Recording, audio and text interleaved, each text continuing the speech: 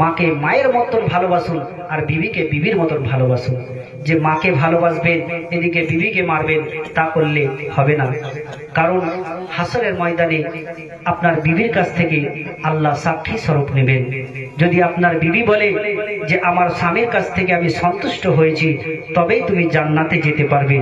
আর তোমার বিবি যদি বলে দেয় যে আমার স্বামীর কাছে আমি সন্তুষ্ট ছিলাম না, তবে তোমার জাহান্নাম ছাড়া আর কোনো স্থান নেই। তবে নবী মুস্তাফা খাদিজাকে কেমন ভালোবাসতেন, আর খাদিজাও নবী মুস্তাফাকে কেমন ভালোবাসতেন। একদিন খাদিজা তিনি ঘরের মধ্যে অঝরনয়নে কান্না করছেন। তিনার বেটি হযরতে ফাতেমা রাদিয়াল্লাহু তাআলা আনহা তিনি আসলেন। আসার পরে বলতে লাগলেন, বলে ও গো আম্মা জান, তুমি কেন কান্না করতেছো গো মা? তোমার দুই চোখ দিয়ে কেন পানি পড়তেছে গো মা? তার কারণটা কি একবার বলো না কেন গো মা? তবে মা গো, তোমার চোখের পানি আমি বরদাস্ত করতে পারি না গো মা। তবে তুমি একবার বলো কেন কান্না করতেছো? ওই সমাজে খাদিজা রাদিয়াল্লাহু তাআলা আনহা বললেন, ও বেটি ফাতেমা, তোমার আব্বা নবী মুস্তাফা 1 ঘন্টা নয় 2 ঘন্টা নয় কয়েক ঘন্টা হয়ে গেল, এখনো পর্যন্ত বাড়ির মধ্যে আসলো না। তবে তুমি গিয়ে দেখো তোমার আব্বা কত দূরে আছে। ওই সমাজে ফাতেমা আবার রাস্তা ধরে টুকটুক করে চলতে আরম্ভ করে দিল। রাস্তার মধ্যে যেতে যেতে একজন পাগল ব্যক্তির সঙ্গে দেখা হয়ে গেল। তার চুলগুলো এলোমেলো হয়ে আছে, তার জামা রক্তে লাল হয়ে আছে। একবার জমিনের মধ্যে পড়ে, একবার জমিনের উপরে চলতে টুকটুক করে চলতে থাকে। হযরতে ফাতেমা রাদিয়াল্লাহু তাআলা আনহা ওই জায়গার মধ্যে দাঁড়িয়ে দাঁড়িয়ে কান্না করতে লেগে গেলেন। হযরতে ফাতেমা রাদিয়াল্লাহু তাআলা আনহা তিনি আর আগের দিকে না গিয়ে আপন বাড়ির দিকে চলতে আরম্ভ করে দিলেন। দরজাতে দাঁড়িয়ে দাঁড়িয়ে হযরতে ফাতেমা আপন কান্না করতেছিলেন। ভিতর থেকে হযরতে খাদিজা বলতে লাগলো, ও বেটি ফাতেমা, তবে তুমি কেন কান্না করো? তোমার দুই চোখ দিয়ে কেন পানি পড়তেছে বলো না কেন? ওই সমাধি বলতে লাগলো, মা গো, আমি যখন রাস্তার মধ্যে যেতেছিলাম গো মা, একজন পাগল ব্যক্তির সঙ্গে দেখা হয়ে গেল। আমি আগে দিকে না গিয়ে আমি বাড়ি অবধি চলে আসলাম গো মা। ওই সমাধি খাদিজা বললো, ও বেটি ফাতেমা, তুমি আর একবার গিয়ে দেখো তোমার আব্বা নবী মুস্তাফা কত দূরে আছে। ওই সমাজে হযরতে ফাতেমা রাদিয়াল্লাহু তাআলা আনহা তিনি আপন টুকটুক করে চলতে আরম্ভ করে দিলেন। কিছু দূর যাওয়ার পরে দেখছেন ওই পাগল ব্যক্তি তো আবার ওই জায়গার মধ্যে দাঁড়িয়ে আছে। তার চুলগুলো রক্তে, তার চুলগুলো এলোমেলো হয়ে আছে, তার জামা রক্তে লাল হয়ে আছে। ওই সমাজে ফাতেমা আপন ঘাবড়ে গেল। ফাতেমা আপন আপন বাড়ির দিকে রওনা হয়ে যাবে। ওই সমাজে পাগল ব্যক্তি বলল, ফাতেমা, আমি এমন কেউ নয়, আমি হচ্ছি তোমার আব্বা নবী মুস্তাফা। বলে, ও বেটি ফাতেমা, আমি কোনো পাগল নয়, আমি হচ্ছি তোমার আব্বা নবী মুস্তাফা। জোরে বলো সুবহানাল্লাহ। ওই সমাজে হযরতে ফাতেমা রাদিয়াল্লাহু তাআলা আনহা তিনি তিনার আব্বার নিকটে চলে গেলেন। বলে, ও গো আব্বা জান, ও গো আব্বা জান, ইয়া রাসূলুল্লাহ, আপনার এই অবস্থাটা কিসের জন্য আপনি বলুন না কেন? তার কারণটা কি একবার বলুন না কেন? ওই সমাজে নবী আবার বললেন, ও বেটি ফাতেমা, আমি সব কিছু বরদাস্ত করতে পারি রে মা, তবে আমি তোমার চোখের জল বরদাস্ত করতে পারি না রে মা। তবে তুমি একবার কান্নাটা বন্ধ করো। তবে আব্বা জান, আপনার এই অবস্থাটা কিসের জন্য একবার বলুন না কেন?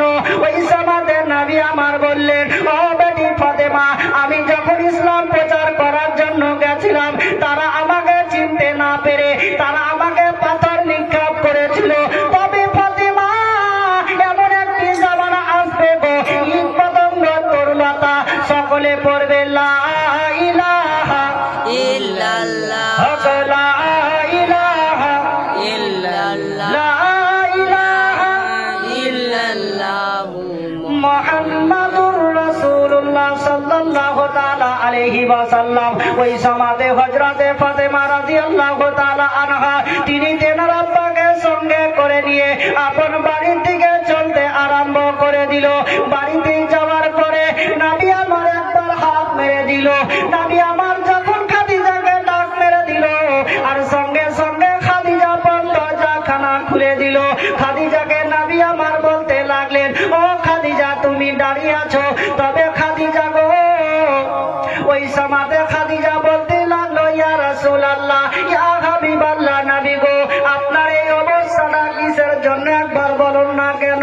নবী আমার বললেন, খাদিজা তুমি একবার ভিতরে চলো, আমি তোমাকে ভিতরে গিয়ে সমস্ত কথা খুলে বলবো। তবে খাদিজা তুমি একটি কথার জবাব দাও। তবে খাদিজা গো, আমি যখন কোনো কাজের জন্য বাইরে চলে যাই, আমি যখন বাড়িতে বসে আছি, আমি যখন দরজার মধ্যে একবার হাত মেরে দিই, তুমি সঙ্গে সঙ্গে দরজা খুলে দাও। তবে খাদিজা তুমি কি দরজার মধ্যে 24টা ঘন্টা দাঁড়িয়ে থাকো? ওই সমাজে খাদিজা বলল, ইয়া রাসূলুল্লাহ, ইয়া হাবিবাল্লাহ, নবী গো আপনি যদি দুটি ডাক মেরে দিন তবে আমি আল্লাহকে কি বলে জবাব দিব? বলে, ইয়া রাসূলুল্লাহ আপনি যদি দুটি ডাক মেরে দিন আর আমি খাদিজা যদি দরজা না খুলতে পারি তবে আমি আল্লাহকে কি বলে জবাব দিব বলুন? আর আজকালকার মুসলমান যদি কোনো ছেলে বাইরে চলে যায় আর রাত 10টা বা 12টা যদি বেজে যায়, তার বিবিকে যদি বলে দরজাটা খোল, হয়তো কিছু সমস্যার কিছুখানি পরে যদি দরজাটা খোলার পরে যদি বলে এবার ভাত খুলে দে, তুমি খুলে খাও গা, আমি আর পারবো না। এইরকম করে মেয়েরা জান্নাতে যাবে বলছি। নেই নামাজ, নেই কিছু, নেই স্বামীর খিদমত, নেই কোনো স্বামীকে মহব্বত। স্বামীকে যদি ভালোই না বাসুন তাহলে আপনার নামাজ রোজা কিছুই কাজে আসবে না। কারণ একজন মহিলা নবী মুস্তাফাকে বলতে আছেন, ইয়া রাসূলুল্লাহ স্বামীর হক কি করে আদায় করব? নবী আমার বললেন যে তোমার স্বামীর শরীর থেকে যদি পুঁজ বার হয় আর তুমি সেই পুঁজগুলো যদি তোমার জিহ্বা দ্বারাতে চেটে চেটে পরিষ্কার করো, তবুও তোমার স্বামীর হক আদায় হবে না। জোরে বলো সুবহানাল্লাহ। তুমি যদি চেটে চেটে তোমার জিহ্বা দ্বারাতে পরিষ্কার করো, তবুও তোমার স্বামীর হক আদায় হবে না। আর নবী তো এটাও বলেছেন যে আল্লাহ ব্যতীত যদি আমি কাউকে সিজদা করার হুকুম দিতাম তবে আমি মেয়েদেরকে বলতাম যে তোমরা স্বামীর পদতলে সিজদা করো, তাই কিনা? আর একটি হাদিসের মধ্যে নবী আমার ঈদুল আজহা বা ঈদুল ফিতরের উপলক্ষে একদিন রাস্তার মধ্যে যাচ্ছিলেন। নবী আমার একটি মহিলার সঙ্গে সাক্ষাৎ হয়ে গেল। নবী আমার তাকে বললেন যে তোমরা যত পারবে দান খয়রাত করবে, স্বামীকে ভালোবাসবে। কেননা আমি যখন মিরাজের মধ্যে গেছিলাম, আমি যখন জান্নাতের দিকে তাকিয়ে দেখলাম, আমি সব চাইতে দরিদ্রকে জান্নাতের মধ্যে দেখলাম। আর আমি যখন জাহান্নামের দিকে তাকিয়ে দেখলাম, আমি সব চাইতে নারীদেরকে জাহান্নামের মধ্যে দেখেছি। জোরে বলি সুবহানাল্লাহ। তবে তাই মা বোনদেরকে বলবো, আপনারা স্বামীকে ভালোবাসুন, স্বামীর খিদমত করার চেষ্টা করুন। কেননা আপনি যতই নামাজ পড়ুন আর যতই রোজা রাখুন, আপনার স্বামী যদি আপনাকে একটি আওয়াজ দিয়ে দেয় যে অমুকের মা এই জায়গার মধ্যে আসো, আর তুমি যদি সেই জবাবের উত্তর না দাও, তো তোমার পূর্বে যত আমল ছিল সমস্ত বাদ হয়ে যাবে, সব বেকার। আপনি যদি স্বামীকে একটি ডাকে সাড়া না দেন। ওই সমাজে নবী আমার বললেন, বলে খাদিজা তুমি যে দরজার মধ্যে দাঁড়িয়ে থাকো, তোমার কি শরীরে যন্ত্রণা হয় না, বেদনা হয় না? খাদিজা বলল, ইয়া রাসূলুল্লাহ আমার শরীরের মধ্যে যন্ত্রণা বেদনা সমস্ত জিনিসই হয়, তবে ইয়া রাসূলুল্লাহ আমি যখন দরজাখানা খুলে আপনার পবিত্র চেহারাখান দেখি তখন আমার শরীরের সমস্ত বেদনা দূর হয়ে যায়। জোরে বলি সুবহানাল্লাহ। বলি, ইয়া রাসূলুল্লাহ আপনার চেহারা দেখতে গেলে পরে আমার সমস্ত শরীরের বেদনা দূর হয়ে যায়। আর আজকে আমরা কত টাকা পয়সা, খাওয়া পিন্ধন সমস্ত জিনিসের আমরা কমে যাই।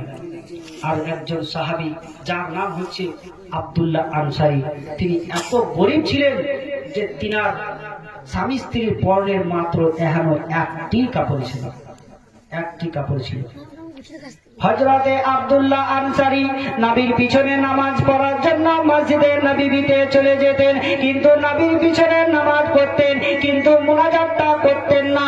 কয়েকদিন যাওয়ার পরে সাহাবীরা বলতে লাগলো, ইয়া রাসূলুল্লাহ, ইয়া হাবিবাল্লাহ, নবী গো আব্দুল্লাহ আনসারী একদিন নয় দুদিন নয় আমরা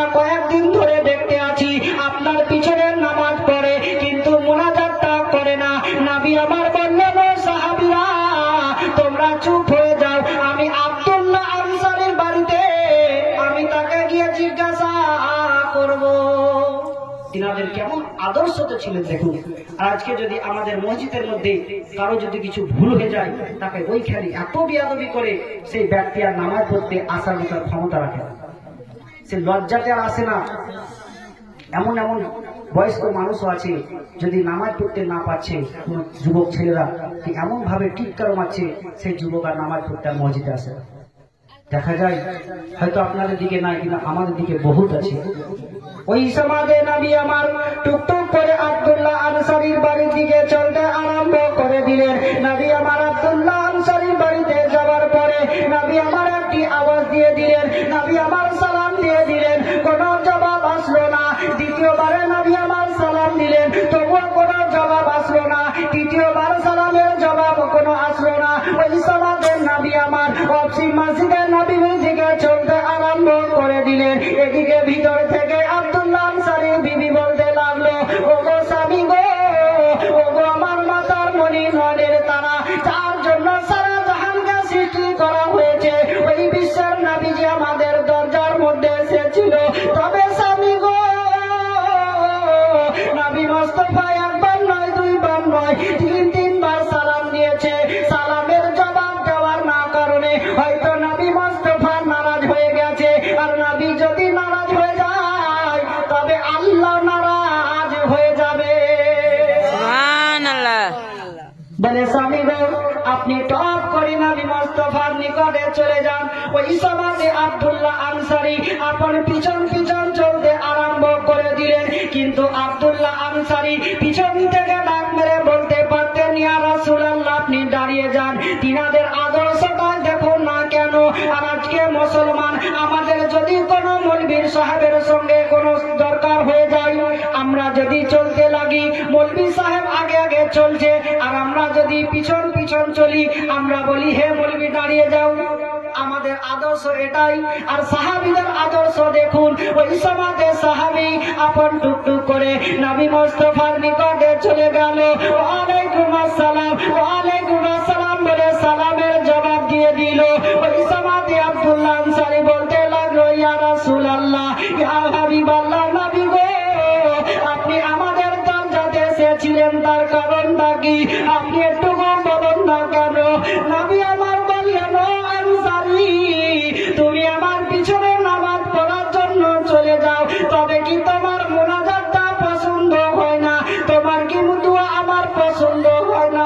আব্দুল্লাহ আনসারী কান্না করতে লেগে গেল।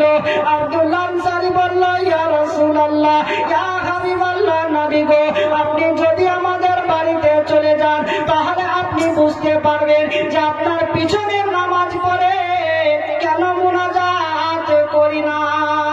সুবহানাল্লাহ। বলে, ইয়া রাসূলুল্লাহ, আপনি যদি আমাদের বাড়ি যান তাহলে বুঝতে পারবেন যে আপনার পিছনে নামাজ পড়ে কেন মুনাজাত করি না। নবী আমার বললেন, তবে চলো। ওই সমাজে আব্দুল্লাহ আনসারী আর নবী মুস্তাফা আব্দুল্লাহ আনসারী বাড়িতে চলে গেলেন। ওই সমাজে নবী আমার বললেন, ও আব্দুল্লাহ আনসারী, ওই গর্তটা কিসের জন্য কুড়া রয়ে আছে, তার কারণটা একবার বলুন না কেন? আব্দুল্লাহ আনসারী আর সহ্য করতে পারলো না। আব্দুল্লাহ আনসারী দুই চোখ দিয়ে পানি পড়তে লেগে গেল। আব্দুল্লাহ আনসারী বলল, ইয়া রাসূলুল্লাহ, ইয়া হাবিবাল্লাহ, নবী গো, আল্লাহ আমাদেরকে এত গরিব করেছে, এত গরিব করেছে ইয়া রাসূলুল্লাহ, যে আমাদের স্বামী স্ত্রীর পরনের মাত্র এখানে একটি কাপড়ে আছে। ইয়া রাসূলুল্লাহ, আমি যখন আপনার পিছনে নামাজ পড়ার জন্য চলে যাই, আমার বিবি সাহেবা ওই গর্তর মধ্যে উলঙ্গ হয়ে নেমে যায় আর সেই কাপড়খানা আমাকে দিয়ে দেয়। আমি সেই কাপড়খানা পরিধান করে আমি আপনার পিছনে নামাজ পড়ার জন্য চলে যাই। ইয়া রাসূলুল্লাহ, যদি আপনার পিছনে নামাজ পড়ে আমি যদি মুনাজাতটা করি, আর হয়তো আমার দেরি হয়ে যাবে, আর দেরি হয়ে গেলে আমার বিবি আল্লাহর ফরজ নামাজটা কাজা হয়ে যাবে। সুবহানাল্লাহ।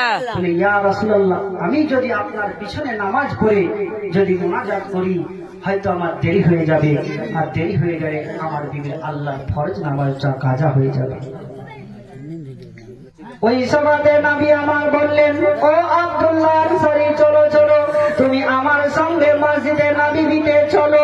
ওই সমাতে আব্দুল্লাহ আনসারীকে সঙ্গে করে নিয়ে আপন মসজিদে নববীর দিকে চলতে আরম্ভ করে দিল। মসজিদে নববীর দিকে যেতে যেতে যেতে দেখা গেল একটি খেজুর গাছের তলার মধ্যে দুটো ছোট ছোট বাচ্চা বাঁধা রয়েছে। তারা একে অপরকে দেখে আর কান্না করে। কিন্তু গ্রামের কত কত লোক গেল, কিন্তু তারা কেউ জিজ্ঞাসা করলো না, বাচ্চা তোমাদের এই অবস্থাটা কি করে হলো, তার কারণটা কেউ জিজ্ঞাসা করলো না। নবী আমার ওই বাচ্চাদের নিকটে চলে গেল। ওই সমাজের নবী আমার বললেন, ও বাচ্চা বলো বলো তোমাদের এই অবস্থা কি করে হলো, তোমাদের বাড়ি কোথায় একবার বলো, তোমার আব্বার নামটা কি একবার বলো। ওই সমাজে বাচ্চারা বললো, ইয়া রাসূলুল্লাহ, ইয়া হাবিবাল্লাহ, নবী গো, গ্রামের কত কত লোক চলে গেল, আমাদেরকে কেউ জিজ্ঞাসা করলো না। ইয়া রাসূলুল্লাহ, আপনিও জিজ্ঞাসা করবেন না, আপনার আমাদের এই অবস্থাটা কেন। ওই সমাজে নবী আমার বললেন, ও বাচ্চা, যদি আজকে আমি চলে যাই তবে আমার নাম যে রহমাতুল লিল আলামিন, এই রহমাতুল লিল আলামিনের নামে একটা কালেঙ্কার দাগ লেগে যাবে। আজকে যদি তোমাদেরকে আমি রেখে চলে যাই তবে আমার নাম যে রহমাতুল লিল আলামিন, সেই আলামিন নামের মধ্যে একটা বদনাম এসে যাবে। ওই সমাজে বাচ্চারা বলল, ইয়া রাসূলুল্লাহ, ইয়া হাবিবাল্লাহ, নবী গো, আমরা এত গরিব এত গরিব, ইয়া রাসূলুল্লাহ, আমরা কয়েকদিন ধরে অনাহারে ছিলাম, ইয়া রাসূলুল্লাহ, আমরা পানি পান করে করে আমরা কাটিয়ে দিলাম, আমরা খাওয়া দাওয়া কোথাও করতে পারিনি, ইয়া রাসূলুল্লাহ, আমাদের বাড়িতে কয়েকদিন ধরে আখা জ্বলে না, ইয়া রাসূলুল্লাহ, আমরা ফজরের নামাজ পড়ে আমরা যখন দুই ভাইয়ে বাড়ি থেকে বাড়িয়ে গেলাম, আমরা যখন খেজুর গাছের তলার নিকটে চলে আসলাম, ওই সমাজে আমরা দেখলাম যে খেজুর তলার নিকটে দুটো খেজুর পাখি খাওয়া খেজুর পড়ে আছে। ইয়া রাসূলুল্লাহ, সেই পাখি খাওয়া খেজুর গুলো যখন আমরা তুলে আমরা দুই ভাই যখন মুখের মধ্যে লাগাতে যাব, ওই সমাজে গাছের মালিক এসে আমাদেরকে সকাল থেকে নিয়ে তখন পর্যন্ত বেঁধে রেখেছে। তবে ইয়া রাসূলুল্লাহ, আমাদের আব্বা এমন কেউ নয়, আপনার পিছনে যে ব্যক্তি দাঁড়িয়ে আছে উনি হলো আমাদের আব্বা জান। ইয়া রাসূলুল্লাহ, আপনার পিছনে যে ব্যক্তি দাঁড়িয়ে আছে উনি হচ্ছেন আমাদের আব্বা, যে হযরতে আব্দুল্লাহ আনসারী। ওই সমাজে নবী আমার বাচ্চাদের নিকট থেকে চলে গেলেন। মসজিদে নববীতে নবী আমার গুম গুম হয়ে বসে আছেন। হযরতে উমরে ফারুক বললেন, ইয়া রাসূলুল্লাহ, ইয়া হাবিবাল্লাহ, নবী গো, আপনাকে কেউ কি কিছু বলেছে? আপনি তার নামটা একবার বলুন, আমি উমর তার যতক্ষণ পর্যন্ত গর্দন ছাঁটাই না করব আমি উমর এক ঢোক পানি পান করব না। বলে, আমি উমর তার যতক্ষণ পর্যন্ত গর্দনকে ছাঁটাই না করব আমি এক ঢোক পানি পর্যন্ত পান করব না। জোরে বলছি। নবী আমার বললেন, হে উমর, তুমি আমার দুঃখ বুঝাতে পারবে না, যদি পারে তো হযরতে ওসমান গানি পারবে। ওসমান গানিকে ডাক করানো হলো, আর ওসমান গানিকে বললেন, হে ওসমান, ওই গাছে দেখো দুটি ছোট ছোট বাচ্চা বাঁধা আছে, সেই গাছটিকে ক্রয় করো, আর আমি নবী মুস্তাফা বহুত খুশি হয়ে যাব। জোরে বলছি সুবহানাল্লাহ। ওই সমাতে হযরতে ওসমান রাদিয়াল্লাহু তাআলা আনহু তিনি আপন গেলেন আর ইহুদিকে বললেন, হে ইহুদি, সেই গাছটির দাম কত নিবে? সেই ইহুদি বলল, আমি 100 দিরহাম নিব। হযরতে ওসমান কোনো কথা না বলে 100 দিরহামের মধ্যে সেই গাছটিকে ক্রয় করে নিলেন। আর ওই সমাতে ইহুদি বলতে লাগলো, হে ওসমান, সেই গাছটির দাম হয়তো 10 থেকে 20 দিরহাম হতে পারত, তবে তোমাকে আমি 100 দিরহাম বলেছি, তুমি সেটাকে ক্রয় করে নিলে। ওই সমাতে উমরে ফারুক বলতে লাগলো, হযরতে ওসমান রাদিয়াল্লাহু তাআলা আনহু বলতে লাগলো, বলে, হে ইহুদি, তুই যদি আমাকে 1000 দিরহাম বলতি তবে আমি নবীর মহব্বতে 1000 দিরহাম দিয়ে ক্রয় করে নিতাম। জোরে বলুন সুবহানাল্লাহ। তাহলে নবীকে কত তিনারা ভালোবাসতেন আর নবীকে কত মহব্বত করতেন। আর মুসলমান আমরা তো সেই নবীর উম্মত, নবী মুস্তফাকে মহব্বত করার চেষ্টা করুন আর নবী মুস্তফা সুন্নত মোতাবিক চলাফেরার চেষ্টা করুন। খালি জীবনী কাহিনী বললেই যে আপনারা হাদিস কোরআন শোনার পরে আপন আমল করার চেষ্টা করবেন, আমলবিহীন আপনার কোনো কাজ হবে না। কারণ আমলটা হচ্ছে সব টাকা মেন। আমল করার চেষ্টা করুন। একবার ভক্তি ভরে দরুদ পড়ুন, আল্লাহুম্মা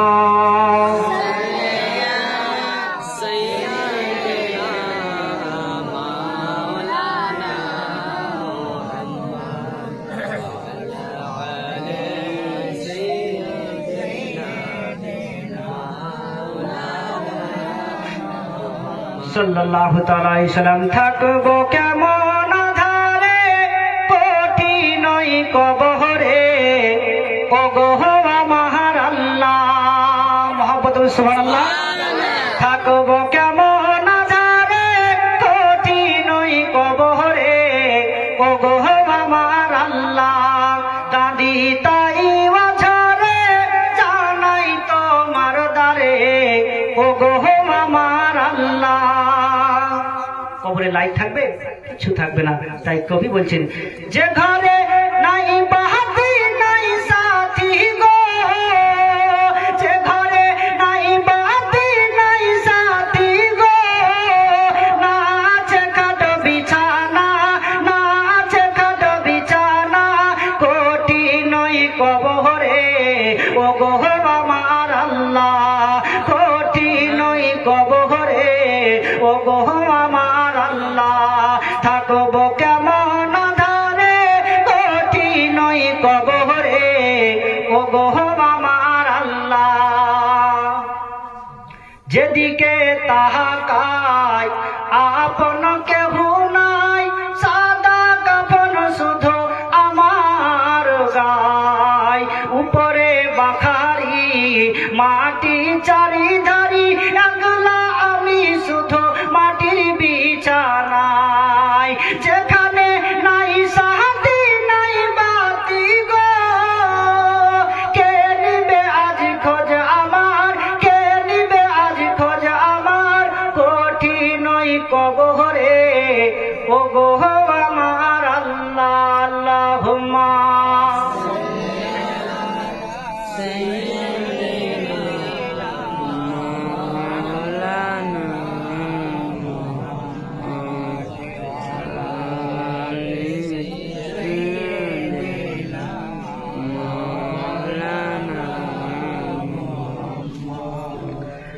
সাল্লাল্লাহু আলা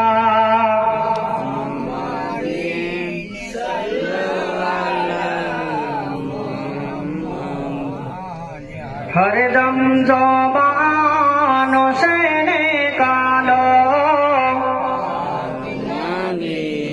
সাল্লাল্লাহু তাআলা আলাইহি ওয়াসাল্লাম। একজন ব্যক্তি আপন সাইল একজন বড়লোক টাকা পয়সাওয়ালার দরজার নিকটে চলে গেল। ওই সমাজে সাইটি আপন দরজার মধ্যে দাঁড়িয়ে দাঁড়িয়ে বলতে লাগলো, মা গো, কে আছো গো মা, একবার দরজাটা খোলো, আমি একদিন নয় দুদিন নয় গো মা, আমি কয়েকদিন ধরে বনাঘরে আছি। ওই সমাজে একজন 18 বছরের যুবক নারী আপন টুকটুক করে এসে আপন দরজাখানা খুলে দিল। আর দরজাখানা খোলার পরে দেখছেন তো একজন সাইল আপন দরজার মধ্যে দাঁড়িয়ে রয়ে আছে। ওই সমাজে সাইলটি বলতে লাগলো, বলে মা গো, আমি একদিন নয় দুদিন নয় গো মা, আমি কয়েকদিন ধরে বনাঘরে আছি, তবে তুমি যদি আমাকে কিছু খাবার খাদ্য দাও তবে আল্লাহ তোমার বড় ভালা করবে। ওই সমাজে মেয়েটিকে যেমন এই কথাটি বলে দিল, মেয়েটি আপন টুকটুক করে ঘরের মধ্যে চলে গেল। আর ঘরের ভিতর থেকে 2খানা রুটি নিয়েছে ওই ফকির মিসকিনকে দিয়ে দিল। ওই সমাজে ফকির মিসকিন আপন আল্লাহকে বলতে লাগলো, আল্লাহ গো, ওগো পরওয়ারদিগারে আলম আল্লাহ, এই মেয়েটি যদি কোনো মুসিবতের মধ্যে পড়ে যায় তবে আল্লাহ তুমি তাকে রক্ষা করিও, আল্লাহ তুমি তার ভালো করে দিও। এই বলে সাইটি আপন চলে গেল। ওই সমাজে মেয়েটি আপন ঘরের ভিতরে চলে গেল। তার আব্বা 2 তলার উপর থেকে নিচে আসলো আর বলতে লাগলো, মা গো,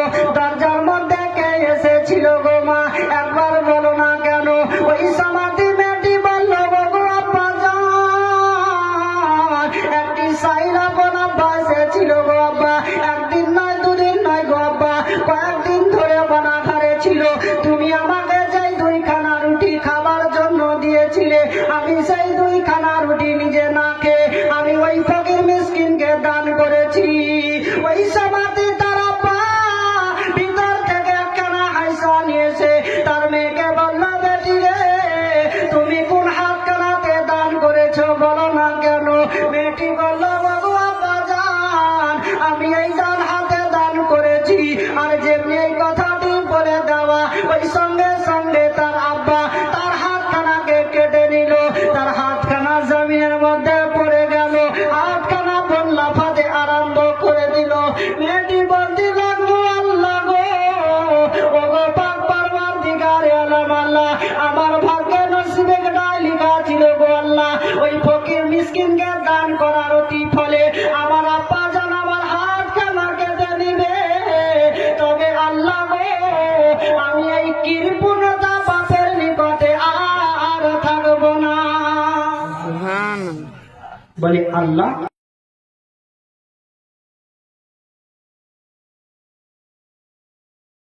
মেয়েটি আপন হাতখানাকে আপন কাপড়ের মধ্যে জড়ে নিয়ে আপন টুকটুক করে রাস্তা ধরে চলতে আরম্ভ করে দিল। রাস্তার মধ্যে যেতে যেতে যেতে যেতে একটি নিরালা জায়গার মধ্যে একটি গাছের তলাতে বসে বসে আপন কান্না করে আর বলতে থাকে, আল্লাহ গো, ও গো পাক পরওয়ারদিগারে আলম আল্লাহ, আমার ভাগ্যে নসিবে গড়াই লেখা ছিল গো আল্লাহ যে আমাকে আমি ফকির মিসকিনকে দান করার অতি ফলে আমার আব্বা আমার হাতখানা কেটে নিবে। এমন সমাজে একজন ব্যক্তি আপন তার নিকটে চলে আসলো আর মেয়েটিকে বলতে লাগলো, মা গো তুমি কেন কান্না করতেছে গো মা? তোমার বাড়ি কোথায় বলো না কেন? তোমার নাম কি একবার বলো না কেন? মেয়েটি কোনো কথা বলে না, মেয়েটি অজান্তে কান্না করতে থাকে। ওই সমাজে মেয়েটিকে বলল, গো মা তোমার কি বিবাহ হয়েছে? মেয়েটি বলল, না না আমার তো বিবাহ হয়নি। এই কথাটি যেমনি বলে দেওয়া ওই লোকটি মনে মনে চিন্তা করলো যে আমি আর বউ কোথাও খুঁজবো না, আমি এই মেয়েটির সঙ্গে বিবাহ দিব। বলে আমি আর কাউকে খুঁজবো না, কেননা মেয়েটি দেখতে খুব সুন্দর ছিল। সেই মেয়েটিকে সঙ্গে করে নিয়ে আপন বাড়ি চলে গেল আর বাড়িতে তার ছেলের সঙ্গে বিবাহ দিল। দেখবেন বিয়ের বাড়িতে যখন মেয়েটা বাবার বাড়ি আসে একই অপরকে খাবার খাদ্য খাওয়ায়, তেমনি মেয়েটি যখন খাবার খাদ্য খেতে দিল তাদেরকে, ওই সময়তে তার স্বামী যখন তার বিবিকে আপন খাবার তুলে মুখের মধ্যে দিতে যাবে ওই সময়তে মেয়েটি আপন কান্না করতে লেগে গেল। মেয়েটি কেঁদে কেঁদে বলে, আল্লাহ গো, ও গো পাক পরওয়ারদিগারে আলম আল্লাহ, ওই মিসকিনকে দান করার অতি ফলে আমার আব্বা আমার হাতখানা কেটে নিবে। তবে আল্লাহ গো আজকে আমার স্বামীকে আমি কি করে বাম হাতে খাবার খাদ্য খাবো? ওই সময়তে তার স্বামী বলতে লাগলো, বিবি রে আমি হচ্ছি তোমার স্বামী আর তুমি হচ্ছ আমার বিবি, তবে তুমি কেন কান্না করো বলো না কেন? ওই সময়তে মেয়েটি কোনো কথা বলে না, মেয়েটি অজান্তে কান্না করতে থাকে। এমন সময়তে গায়বী আওয়াজ এলো আর বলতে লাগলো, বান্দি রে তুমি একবার বিসমিল্লাহির রহমানির রহিম বলে একবার হাতখানাকে বার করো, আমি আল্লাহ তোমার পুনরায় হাত আবার ঠিক করে দিব। বলে তুমি একবার বিসমিল্লাহ বলে হাতখানাকে বার করো, আমি আল্লাহ তোমার পুনরায় হাত আবার ঠিক করে দেব। জোরে বলো সুবহানাল্লাহ।